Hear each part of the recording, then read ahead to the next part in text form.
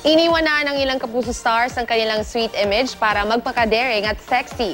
Silipin ang kanilang transformation sa Star Bites, hatid ni Kata Tibayan. Walang permanente sa mundo ng showbiz, maging ang mga image ng mga artista. Sila ang ilang Kapuso stars natin na nagpalit mula sa kanilang pagiging sweet to sultry, daring and sexy image.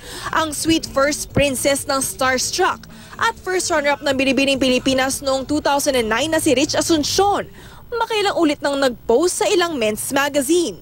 Ang kapwa niya Starstruck winner na si Chris Bernal, hindi kinakailang ang kanyang sweet image ang unang minahal ng mga tao. Pero hindi pwede kasing mag-stick lang ako dun eh.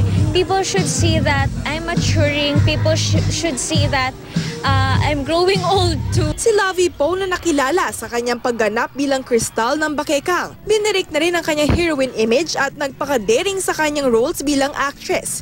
Hindi rin siya nawawala sa mga hinihirang na pinaka-sexing Pilipina sa ngayon. Isa pa sa tinuturing na sexiest women ng bansa matapos siya mag-post sa men's magazine, ang host ng dating youth-oriented show ng kablog na si Andrea Torres. Feeling ko ano na rin, parang it's about time kasi magto-25 na rin ako sa May. Malaki naman daw ang natulong nito sa kanyang career. At least ngayon, pwede ka na maging adventurous kasi parang medyo nag-iba na rin yung image. Nakatulong siya kasi parang mas marami akong nakikitang nagko-comment. Yung ganun, parang mas malakas yung record. Mga hot moms naman ang binibida nila LJ Reyes at Jeneline Mercado.